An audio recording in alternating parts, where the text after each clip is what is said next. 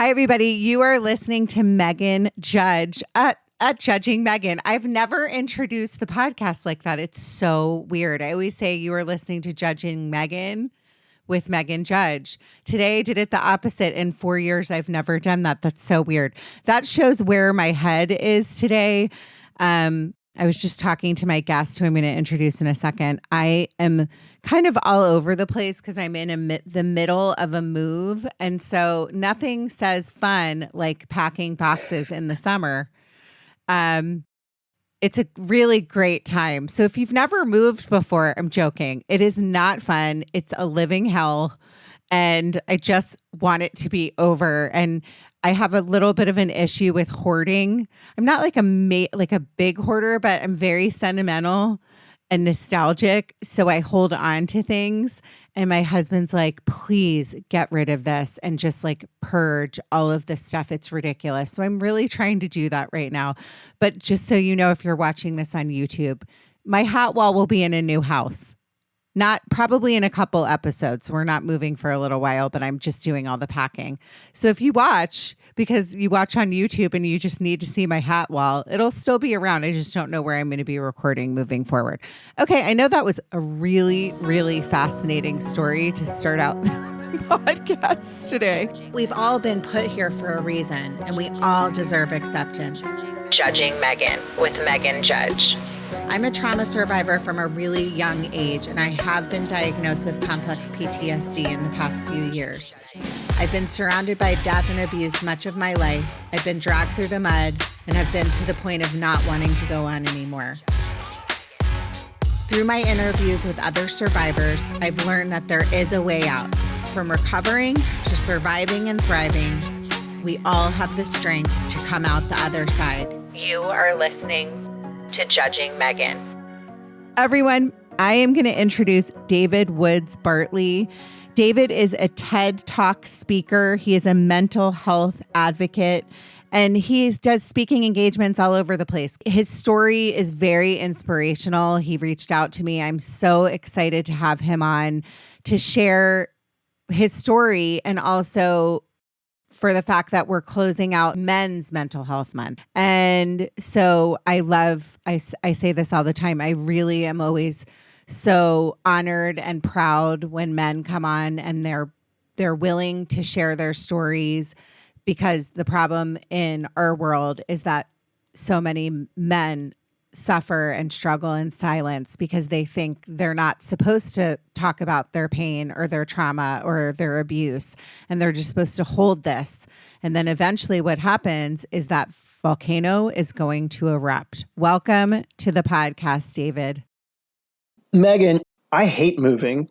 So let me say, I'm going to hold you in my prayers. Okay, that everything goes well. But thank you so much for having me here. I feel, to be a guest on your show, I feel like you are welcoming me into your family. And so it truly is an honor. And for my brothers out there who are suffering, and it is far too many, please let me be your voice. So I'm honored to that it's what I do. I mean, my job is to travel around, and as I like to share, I share my journey, and I will today, from mental hellness to mental wellness. Oh, I love that. And it has been, thank you very much. I love that. I love that. I think that's great. It's so, there's so many like people now in this space. I mean, you see this now, right? I see it on Instagram. I see it on, speakers. Everyone's like an advocate. And I'm fine with that. The more, the merrier, right, David? Like the more that we talk about our struggles, the better. But when you say from hellness to wellness, that just really struck a chord with me, because it's so true. It's like when you're in that space of like the lowest of the lows, it's hell, right? Yeah. Yes. Yeah. Yes. So I always ask if you listen to my listeners are listening right now, if they're listening, they know that I always say, tell my listeners and my guests that my podcast is kind of supposed to be like an organic conversation. We met at a Starbucks and we just ask about each other's lives. So when somebody says to me, "Oh, I'm so happy that you invited me to this space," many of my guests become my friends. And I'm always honored when somebody feels safe to talk about this, because we're going to be talking about a really difficult subject, which is my biggest thing that I try to advocate for on my platform is suicide prevention. So you are a survivor, and I just kind of want to start with your story of where are you from? Tell me a little bit about your childhood. So grew up, I was born in Chicago, but only lived there for 3 years and then moved to outside of Washington, D.C., Silver Spring, Maryland. Hello, David.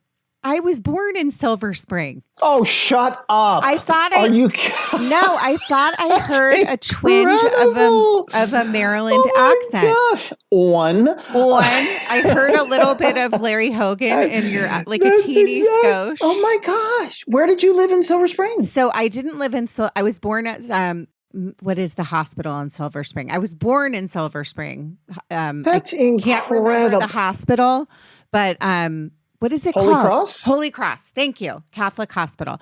I was born at Holy Cross Hospital, and I grew up in Potomac, Maryland. So a lot of my listeners are Washingtonians and people that I will always think of DC and Maryland as home. It's a very special place. Me too. It's the best. Oh my God. I love it. So did you go to high school there? I love that we are talking about this because it's one of my favorite subjects to talk about. Plus, it's crab season, David. Oh my gosh. Okay. I mean, and people don't know, like, blue crab. If you've not had a blue crab, like, see, if people out here in California, when they have the Dungeness, who cares that anyway. Yeah, I'm gonna go off the train. The train's gonna go off the rail. No, you got to tell me about high school. I could do a whole podcast about my love of Maryland and Washington D.C. So, I went to Our Lady of Mercy School in Potomac, Maryland. There, yes. And then I went to Georgetown Visitation, and I got politely asked to leave after sophomore year. And I was like, both my sisters went there and my aunt went there. And so it was kind of not good when I got asked to leave. And then I went to boarding school. What about you? So went to Springbrook High School. Okay. Go Blue Devils. Okay. And then went to Maryland. Go Terps. Go Terps. Actually, first I did St. Mary's College of Maryland down in St. Mary's County, which is the most southern part of Maryland. Yeah. And then transferred to Maryland. So go Terps. So I mean, we always have to say go Terps. I know. I mean, when you say great. When you say Maryland, it's home. Oh, it's the most amazing state. Oh, absolutely. Teeny tiny state, great place. It is. So shout out also to all my listeners in Maryland, because yes, I have a lot of them and I love you. Yeah. Okay. Love you, Maryland. Go Maryland. So let's get into lived there. Go ahead. So grew up there, and then moved out to California I should know this. I think it was like 88. And then have been out in California ever since, Northern California. So a couple hours from San Francisco, Sacramento, so the state capital in Northern California. So growing up, the youngest of 4 boys, my 3 brothers are the 3 finest men on the planet. And our father died young. Unfortunately, he died at 41, died of cancer, but had suffered terribly from clinical depression, just awful. His father had killed himself. And so I inherited the gene for sure. And growing up was, middle class and good family. My mom remarried and then I have some wonderful step family. But I will put a trigger warning on and share something that's not good. When I was 12, I was a new member of a Boy Scout troop, and I was brutally raped and sodomized on multiple occasions. And I mention that because when people ask me in my speeches when I talk about like how did I get to that place on August 31st, 2011 when I was going to kill myself, what was the genesis of it? And for me, it was a combination. I think I had the genetics of my father, for sure. And then the trauma of losing him when I was just 7, so that was traumatic. And then the trauma of being sodomized and raped when I was 12. And so that just... Okay, let me just say something to you. We have very parallel lives in some ways. I lost my dad at 13 to cancer. He was 46. I watched him struggle, and I watched that living hell that it sounds like you went through as a young boy. Yep. And it defines the rest of your life. We also have depression that runs in my family on my dad's side. But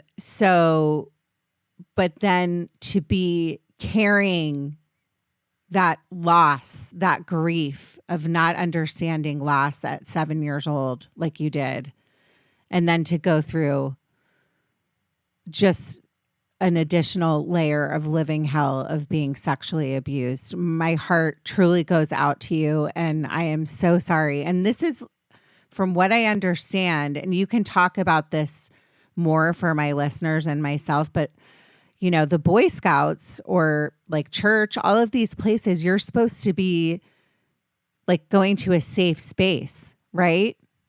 Oh my gosh. And it's like, this happens so often. I mean, I think there's a lot of things that they've made changes to protect children now, but I am just so sorry and devastated to hear like that additional horrific layer. So can you talk a little bit about that and like how that happened? Yeah, it was, it first time it happened, my mom dropped me off at the meeting, and this assistant scoutmaster who I really didn't know told my mother, hey, you know what, I think I know where you live. I'm pretty certain. It's right on my way home. I'm happy to take David home. And my mom was like, oh my gosh, well, thank you. And in part, my mom... It wasn't about my mom not caring about me. It was about the fact that her eldest son, my oldest brother, was an Eagle Scout. So he had gone through the entire experience of Boy Scouts, having the experiences that you're supposed to have in the Boy Scouts. So why would she think that her youngest son would be in danger from the same organization that had done right by her eldest son? And so we're on the way home. Can I interrupt you though really quickly please, and ask you this? Absolutely. Sure. So was your mom still single at the time, and this scout leader, whatever he was maybe targeting you because he knew that your mom was a single parent? I don't know if she had gotten remarried at that time and she knew You know what? That is a great question. And my uncertainty... Meghan, had to be, it was close, either right, it was around the time my mom would have remarried. But I don't know if like on that particular, the occasions that had happened, I don't remember. You don't know. But did he know the history of like your older brother being an Eagle Scout, and your mom probably thought that this was, like this is a safe space. And I've already gone through this with an older child, I'm just curious about that. I don't know the answer to the question, but and I've never been asked that question before, but I think it's a brilliant question because what it does, what your question underscores how sinister and evil that people like that are. That they know to ask a question like that, so then they know to target somebody like that. Well, they also because know it would be like...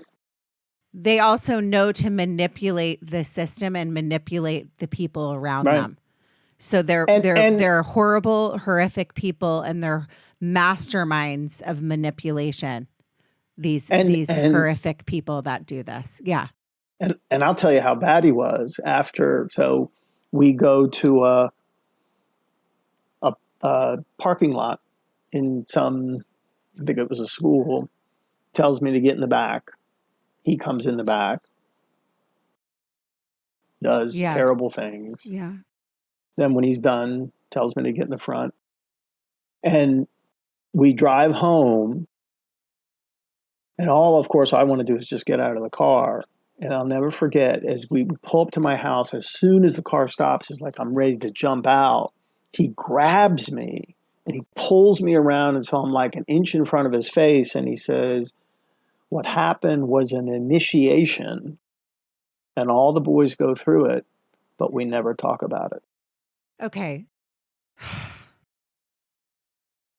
Like, what a freaking monster. So he had done this before, and he had scared you. Yeah. Okay. So then were you in the cycle of being manipulated and feeling like they go through the whole thing of like threatening you and scaring you? You're still a little kid. Was it that whole cycle that these monsters Just the whole thing. Yeah. And then I didn't stay, I don't know how long. I mean, it happened several times, including on a camping trip in which he used another child to lure me into his tent, which I remember that. So it's just. So then ultimately, I told my parents, or my mom, whomever, I don't want to be part of this, and wasn't. And then it was interesting how the mind works, how the spirit works. Mm-hmm. The memory of the experience just was, I forgot about it until I was in, I can remember like the moment I remembered. I was a resident assistant. I was an RA down at St. Mary's College. I was a sophomore. I remember being in my room when the memory came up. And I remember, I don't like scary movies. And I've never liked scary movies. And the reason I say that is what was done to me was particularly perverse. Really, really, really, really, really perverse. And when the memory came up, Meghan, I was like, where is this coming from? Like, I've never seen something like this. Like, and then ultimately, over whatever period of time, at one point there was the realization, like, oh my God, my heart is broken because this is so common. I mean, victims of sexual assault, many times when it happens to you, you block this stuff out, and you live with it until one day the pieces start to come together, and it's so common. So I'm wondering if that's was the beginning of you, like the shame cycle and all of that stuff. You were a college student. Tell me a little bit about that. I think so. And it's interesting because somebody asked me a question the other day of, were you, I can't remember how they phrased it, but the way the context of the question was, did I become mentally ill just on August 31st, 2011, when I tried to kill myself? And I'm like, no, it was much more before that. So your question is, I think what happened, if I look at the kind of the beginning, the development, the rise, whatever you want to call it, of for me, this battle with depression and incredible shame and just acute self-hatred would have been at that point in college when the memory of what had happened joined with the genetics that had been planted from grandfather who'd killed himself and father who had suffered from just debilitating, from what I understand, from my brothers, and debilitating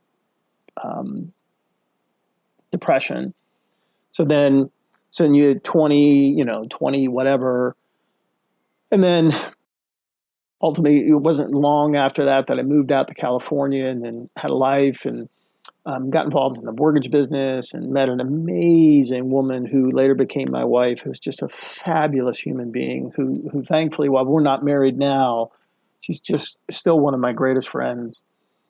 And we had, really thanks to Deanna, we did some amazing things that we met in the mortgage world, but ultimately we started an animal sanctuary.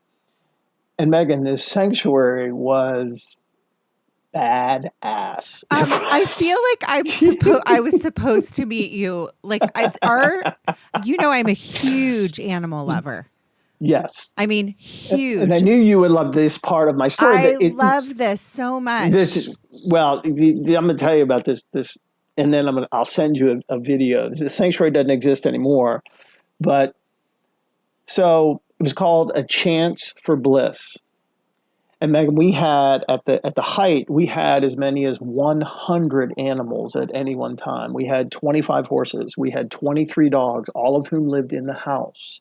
We had 9 potbelly pigs. We had goats and sheep and ducks and geese and bunnies and birds and turtles and fish, and all because of the extraordinary heart of my former wife. We were primarily hospice. For the most part, we did animals that were dying, and we did no adoptions whatsoever. So either they were dying, or they had some sort of special need, or they simply were not wanted. They came to us, and that place was unbelievable. I mean, what a tremendous gift to be able to you have a huge heart. I could tell the minute we started talking. I say this all the time about animals, especially senior animals and animals that aren't wanted. So a lot of times, if you follow me, I post rescues, and I love cows. People don't understand it. I'm just a huge lover of animals because what they have that people now have lost, sadly. Your story, I'm sure, bruised you for the rest of your life, and there's a piece of you that will always not trust other people. And I feel the same way. I mean, we can work on it and try to heal that side of us. But the thing that animals have that people don't have, and this is why I prefer animals, is they'll never hurt you. I mean, unless they're going to eat you, which, we're talking about wild animals. But if you're around a rescue, or it's just it's such a special thing. And the way that we treat animals is not okay. And I talk about this all the time. I don't eat meat. I feel like a hypocrite because I do carry leather bags, and that's my next thing I need to work on. But they're just they're treated so horribly bad, and it's a shame. People would come to the sanctuary, and because we did no adoptions, there was a very, very tangible sense of permanence. So animals ended up living far longer than we thought that they would live. And because of we literally cooked for the dogs. We had special meals for the horses. You're going to be really happy. We had not one, but 2 cows, and they were best friends. Ferdy at the back was over 6 feet tall, and when he lifted his head, he was over 7 feet tall. Manny was a miniature, and he was 3 feet tall, and the 2 of them were best friends. And it was just, and so I'm a storyteller. And so what I do is I take this subject of people say, well, what do you do? And I say, I do 3 things. They say, I want to help people better understand mental illness, to give them an idea of what is it like. I want to create ways that they can realize mental health. And I want to teach them simple ways in which they can help prevent someone from ending their life. Mm-hmm. And what I do, Meghan, is I tell animal stories. And they're all stories from the sanctuary. And I'll give you an example of one. So one of the things that I talk about in terms of how we can create the environment in which somebody would make a different choice from ending their life, is leverage curiosity to create understanding. Because what we see is almost never what is. The 2 are almost never, and yet we are oftentimes compelled to ask a why question. And in my speeches and seminars and things, I make people promise me that when they leave, they will never ask a why question again. Never. because why questions always put people on the defensive. And what I say is, just all I want you to do is transfer that question from a why question to a what question. You go from why did you do that to what inspired you to do that? Totally different, but you're going to get a better answer. So here's an example. So one day we get a call from an animal shelter. And the story is an old man, about 80-something years old, walks into this animal shelter and has this basset hound cross that's well into his teens, and says to the worker, hey, I found this dog out on my walk. He doesn't have any identification. I thought I should bring him here. And the shelter worker was like, oh my God, sir, thank you so much. What a thank you for your heart. Would you please just fill out some information, give us your name and number, just in case we got to get in touch with you, and where you found the dog. We'll take him in the back. Chances are he's not microchipped because he's into his teens and they didn't microchip back then, but who knows, maybe we'll get lucky. So sure enough, the shelter worker takes this basset hound cross, old dog, back into the back. The man fills out the information as he's requested to do.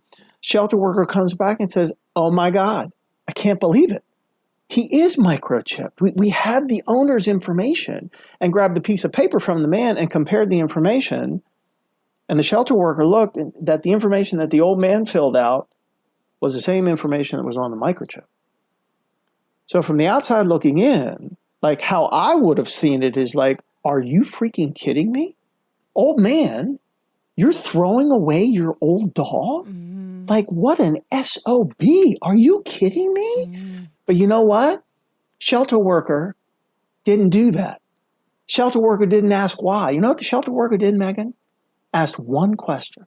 Looked at the man and said, I'm going to start crying. I already know. Go ahead. Looked at the man and said, sir, what happened?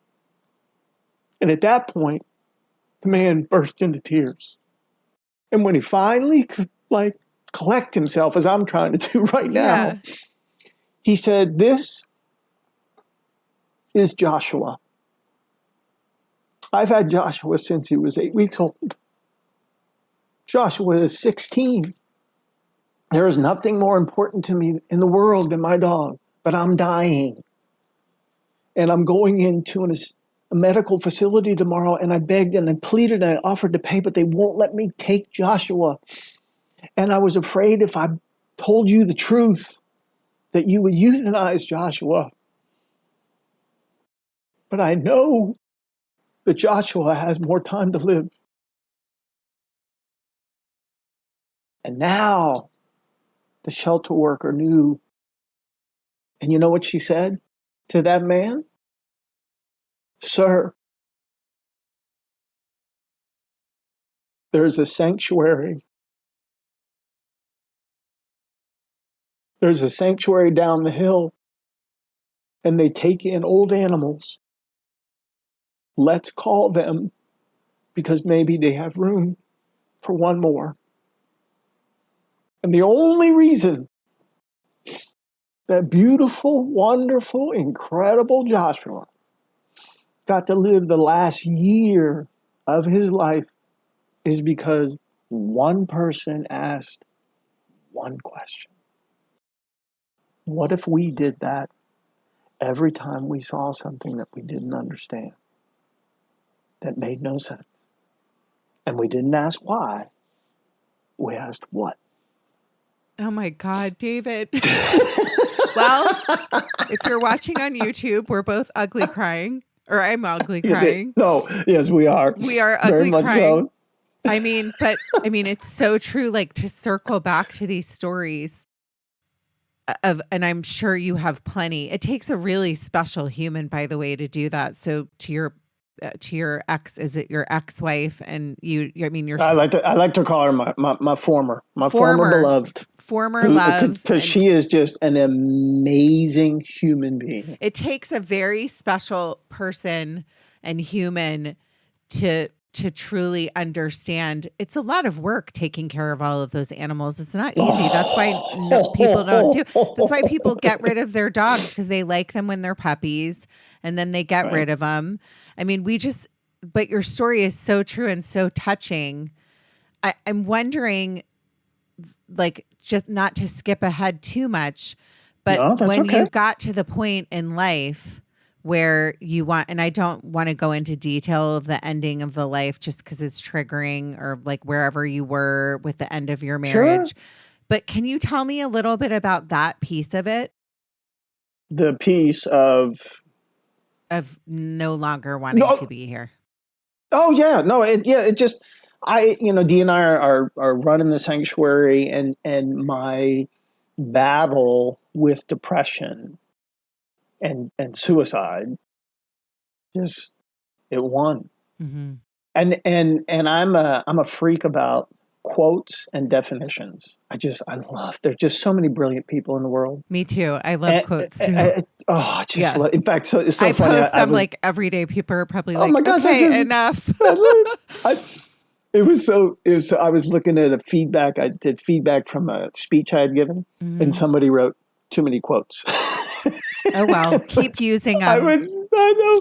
So David Chang is a famous chef, and he's battled bipolar, and he has this. I use this quote all the time in talking about what is it like to live with depression, and he says, when you're depressed, you're convinced that everything you think is true. And I'm like, oh, chef, that is so right. You're so right. Like, and I was at that point, and I just figured it's it's not it's not as much a desire to die Mm-hmm. as it is to have this close to indescribable pain end. Mm-hmm. And for me, the depression has always manifested in and I still battle it, a horrific experience of self-hatred. Um, it's still something that's really hard. And I figured, well, what I believed to be true was Deanna would be better, and the animals will be fine, and people will feel sorry for them, and all this other BS that depression, like the monster who raped me, lies. Yeah. And so I was going to jump off a 730-foot tall bridge that is close to my house, and a police officer, in response to a 911 call, somebody seeing me bent over, about to fall, Yeah. didn't make contact with me. He made connection with me. What I Huge. believe, That's huge. Yeah. connection creates hope, and hope saves lives. And what I talk about is the foundation of connection, and no one puts it better, and of course no one, because she is brilliant. Brene Brown says, I define connection as the energy that exists between people when they feel seen, heard, and valued, when they can give and receive without judgment, and they derive strength and sustenance from the relationship. And you're like, how could that be more perfect? And then it creates this thing called hope, which I think, Meghan, is the single most important thing. Hope is the single most important weapon that we can leverage in this fight against suicide. Because if you look at the definition of hope, Mm-hmm. hope is literally defined as the feeling that what is wanted can be had. Like, it's attainable, it's achievable. I can have it, I can experience it, it can be part of my life. Like, it's no longer this if, it's not if, it's when. It's this whole thing. And so what I share in these talks is 3 ways to make connection with anybody, anytime, any place. One of them is leveraging curiosity to create understanding. The same thing. Just no more whys, please. Go to what? Because how did that, what was the feeling? I never met the man. But what was his feeling like? Because of the connection, because of the question that person, we can all ask a question. And And and when people think, you're kind of airy fairy, like, okay, let me give you the authority balancing point. Wait, because it's always good. let me just interrupt you. So when you say Okay. airy fairy, are you saying like the spiritual component of it? Yeah, Because I mean, because there's maybe. a perfect reason, and I'm sorry to interrupt you, but No, like please, I my goodness. understand so much of what you're saying, and it's so well said because I was there, and there's so many of us that were there Yeah. that have this like loathing, self-hatred for themselves, and get to that point where it's like, will they be better off? Like, why? Like, it's this agonizing pain that this I like little thing called depression that pops up into your life that you just can't get away from. It's like a cycle running through your brain. And when you're in like that moment, people can't understand it unless you've actually been there. But when you talk about the bridge piece, there's statistics of I can't remember. I think his name is Kevin Hines. And Yes, do you know Kevin Hines? Okay. And I've met him. He's an extraordinary. So Kevin jumped off the Golden Gate Bridge and survived. and thankfully survived. Yeah. And the statistic is something like 95, like it's very rare. I don't know the number of people they've actually rescued, but of every person that's been rescued jumping off a bridge, and it's very small, they all are like, thank God I was saved.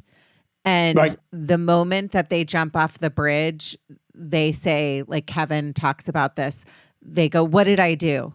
Like, it's almost like we wake up. And it doesn't mean, because I've been in touch with Kevin, he was actually supposed to come on at one point and then like things change. It's a whole thing, but I love Kevin. And yeah, he's amazing. He still struggles with it. So at the time when he was supposed to come on, he's like, I'm in this like place where I can't talk about it. And that's okay too.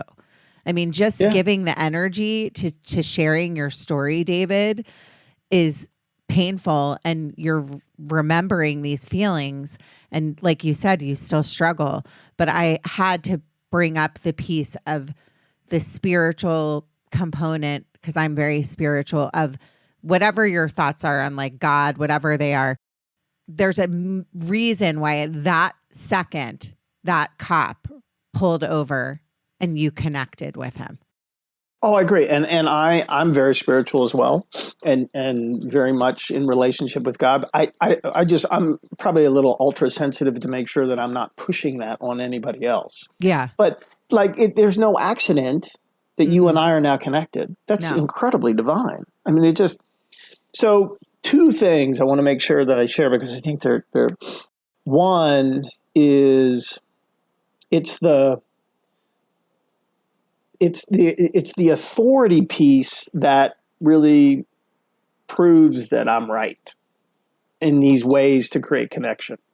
So Drew Ramsey is amazing. He's a psychiatrist. He's also a clinical professor at Columbia, very big in nutrition as well. He's an author, very specializes in suicide, and as most psychiatrists do. So here's what he says. And then this is just amazing. Someone you see today is thinking about killing themselves. Your smile, your question, your love could save them. Trust me, they told me it did. So you think about that. And so what I talk about is recognition. I ask people to become good at remembering people's names. Like, do that. Leverage curiosity to create understanding. And then the last is expression. Let people know how you feel. Just let them know. Well, they know I love them. Tell them again. And I want to put this other piece in because I want to advocate for the therapy. So I'm very good at, if you prescribe me to do something, I will do it. Right? And I've sat in hundreds upon hundreds upon hundreds of hours of therapy. My psychiatrist just happened to text me on Saturday to tell me he loves me. It's just like, great people. My sweetheart, my fiance is so. The end of I was doing through last year, going to therapy, taking my meds, doing all that everything, and then hit a place of Meghan horrific, like gonna kill me type depression that I had not experienced maybe ever. And evidently, and I don't have a memory of this, but evidently what I would do is in the morning is wake up and ask my fiance, would you please just let me die today? I mean, it was that bad. So we didn't know what to do, but got some great counsel from some wonderful, wonderful people.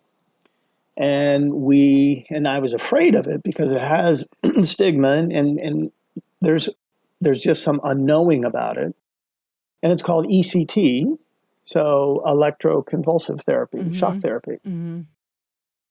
And what I can tell you, 31 sessions later, the most recent of which being a week ago, changed my life. Let me ask you, is ECT the same as TMS?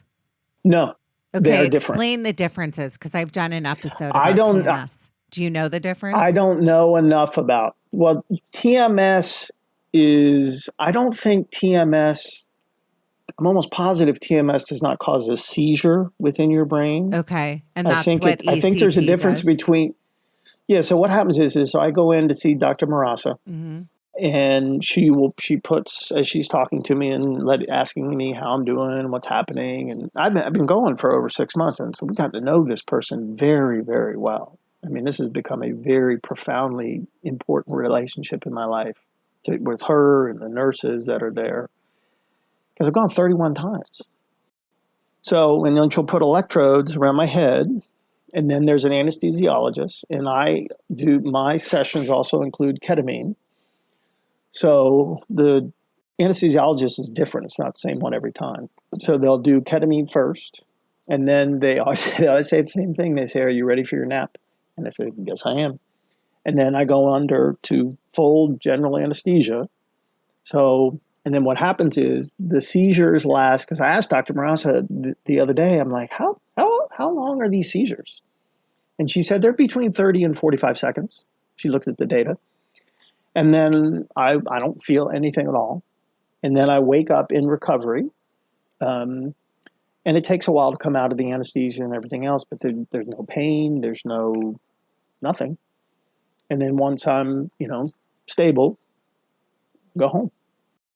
And what it has done... Is this a new, because I'm not familiar with this. This is a newer thing, or has this been used? No. So what's interesting is shock therapy has been around. Like my father, back in the 70s. Like my brothers, all three brothers told me that, like, because they see me doing it now.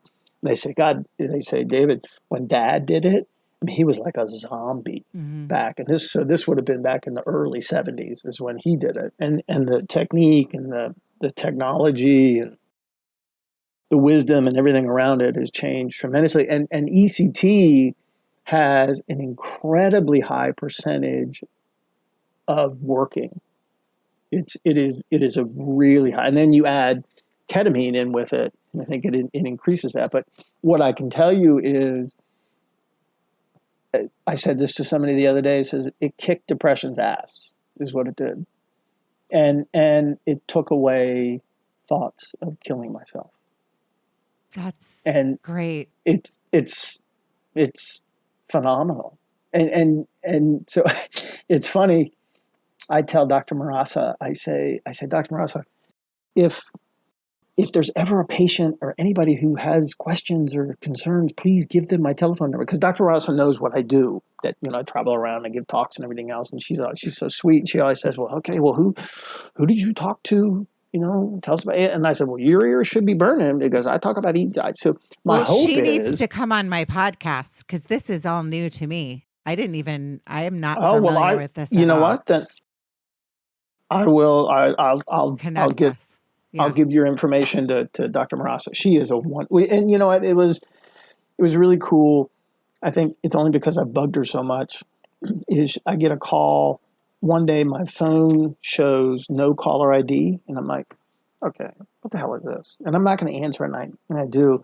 It's Dr. Marassa. I'm like, Dr. Marassa, my God, why are you calling me? So she had been interviewed, and the interviewer for the magazine wanted a patient's perspective. And so she called me and she said, I immediately thought of you. Would you mind writing something about your experience? I'm like, hello, shut up. Of course I want. Of course. Wait, so David, about it. You've been doing this for 6 months, because there's a lot of people that listen to my podcast that are struggling with depression or grief or loss. A lot of times depression can be situational, and then it can turn into, for you and I, we have hereditary depression. It's genetic for me.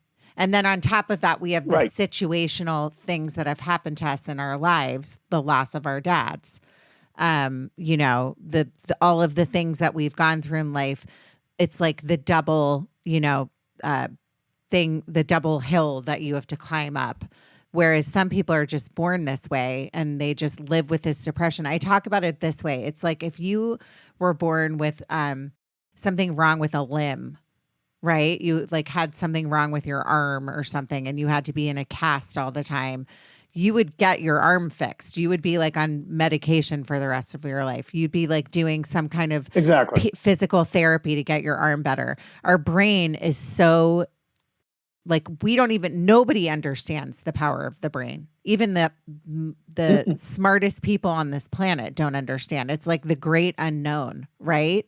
And I just interviewed Dr. Timothy Fong last week, who was on, and he talked about how everybody is different. So one medication's not going to work for somebody that has, for me, I was diagnosed with complex PTSD. I'm not medicated right now, but I'm at a point where I've decided I need to explore that, and that's fine because that's where I am right now. But I might be on one medication and somebody else isn't. But there's so many advances that they're working on for the brain. So if this is going to help somebody, it's huge. And it's just there's so much judgment behind depression and talking about struggling with our mental health. So having you tell a story on something that's worked for you and is working to help people that struggle with major depressive disorder is huge. So you keep sharing this, because I had no idea. No, I will. Yeah, it's huge. I know. Huge. I'll have Dr. Marassa get in touch with you. So let me ask you for the sake of time. So you've been doing this for, I think you said 6 months. Your life has kind of taken a turn. What I think is so important when I have people like you come on that are so self-aware, because to be honest with you, David, I don't know if you feel this way, but sometimes I feel like my depression and the things that I go through and live in my head are also my superpower. I know that's a weird thing to say, but just the creative piece, the piece that's able to connect. You talked about connection. If I didn't carry these things with me, I don't think I'd be able to connect the way that I do. I'm wondering if you feel that way. No, I think Meghan, and I appreciate you saying it. It's a great reminder. And there's a quote.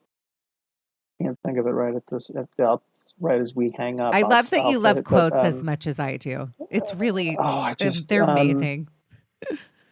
What the heck? Oh, it's right on the tip of my tongue. If you think about it, just it's some, but it's basically, it's kind of what you and I are thinking about.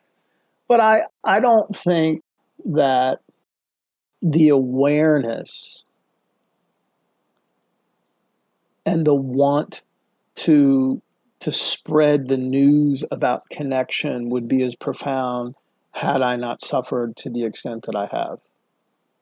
And if, to go back to kind of bring it full circle back to the animals, if I look at the resurrection of a great many animals that came to the sanctuary in horrific states of health, how they would transform. And I think it was because they were part of something. There wasn't a single animal species that was by itself. I mean, Ferdy and Manny, just this 7-foot cow and 3-foot cow. just, best friends. Darcy, who was a duck, who lived inside because she couldn't be outside in the pond by herself. And so she'd spend the day in the big jacuzzi tub, and she loved the jacuzzi bubbles. but the dogs would come and say hi to her, and she was never in danger. So I think that, I just think that, I think that the whole thing comes down that people can transform in the space of connection. Because again, you go back to what Brene Brown talks about, is seen, heard, and valued. Well, of course, we're going to feel better when we feel seen, heard, and valued. But of course we will. And I love when you say that, it's so we're not all going to be in good moods, and it's hard to like connect with people every day, right? But those days when I can tap into that, like the other day I was at Trader Joe's, and sometimes I try to always, I can be a real bitch, by the way. I mean, I really can. I get in my moods, and like I get impatient, and I'm a mom of a teenage girl that's 14 that's telling me what a nightmare I am. Like all the things that we go through in life that makes us not always kind. Let's be real. But the other day, I think it's so true. Everything you say is so true, and it has touched me really deeply today. I really needed this conversation. I'll say that. There were these two, a mother and a daughter, that got out of the car, and they were going into this like beauty supply store, like Sally's or something. I was going to Trader Joe's one day, and they both had the matching hair, and they got out of the car, and they looked so happy together, and they looked beautiful. And when you're a female and you go out of your way to tell another woman, like, wow, you look so pretty today, the way that a woman's face will light up is like no other. So I agree with what you're saying, because I saw these two ladies, and part of me was like, am I going to sound like a weirdo that I'm like, wow, you both look so beautiful? Maybe 5 years ago, I wouldn't have said that, because then I'm like too insecure in my own feelings to be like, you're a weirdo that you said that. But just like you said, I said that to the two women, and I was like, I don't know if you know this, but you both look so beautiful today. And their faces just lit up. So like you said, you don't know like what they were going through that day, or you just never know what someone's going through. And then you know what that did for me is when they said thank you and their whole faces lit up like that, it made the rest of my afternoon. Because like I say all the time, I used to say this at the end of every podcast. I changed it, but I would say, be happy by making other people happy. And I learned that from my dad, because my dad lived his life saying, be happy by making other people happy. It will truly make you a happier person. And it doesn't mean that we're not going to all struggle. And it doesn't mean that Megan Judge is not always going to be kind. And if I am being a bitch, well, that's who I am at that moment. And that's my true self. And I can be a bitch. And just like David, you can't be in a good mood all the time. You're struggling. We're all struggling Absolutely as people. Not. Yes. But if you just remind yourself that if you're in that place that you can give somebody that energy like you talked about, it's so huge. It could change the whole trajectory of their day. It could change actually the whole trajectory of their life. You never know. No, good. And I'll just to say Dr. Ramsey's quote one more time here at the end, because I think it is so profound. It really puts all my work into one quotation. And he says, someone we see today is thinking about killing themselves. Our smile, our question, our love could save them. Trust me, they told me it did. Can I just say in closing, like, thank you. I really needed this today. The feeling is very mutual. And you know what it is? It's a Maryland thing. You're just a very, very special person. And you're freaking stuck with me now. Good. We're We were both born in Silver Spring, or no, I was, but you lived in Silver Spring. You're a very special human. You keep doing what you're doing. The world freaking needs you, David. They do. And thank you, darling. And likewise. And like I say a lot, like our stories like are kind of like building a fire. So if you're a listener right now and you know somebody that's struggling with, with depression, there's always hope. There's always help. David, where can people reach out to you if they want to find you? So if you Google me, David Woods Bartley, what will come up is I was blessed to give 2 TED Talks, which are a lot of fun, story of a horse and story of a dog. Then there's davidwoodsbartley.com, which is the website. I speak, would love the opportunity to come into businesses, organizations, places of faith, schools, the military, and I provide a very, very, very different perspective and an experience of suicide awareness and suicide prevention that I can promise you at the end that you will be equipped with ways to go out and make what I call suicide prevention doable, which is my mission.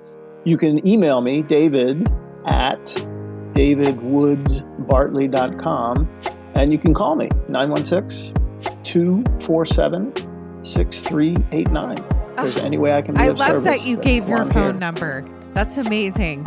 Please, listeners, reach out to David. I mean, he's a true gem. I'm so grateful that you reached out to me and you came on the podcast. I hope that if you are listening, and you're struggling right now, there's always hope. Like I said, there's so many resources, 911. David, what am I missing? Because I'm blanking out on the other things that I should 988. I said 988. I said 911. That's how out of it I am right now. 988. Thank you. I knew I was making. Don't call 911. That is not good. No. No bueno. Thanks, David. I needed 988. 988. David, thank you. True honor to meet you. In closing, everyone. Likewise, Meghan. Thank you. It was just an amazing conversation. In closing, everyone, you matter. Your story matters. Keep going. Thanks, David. Judging Meghan with Meghan Judge.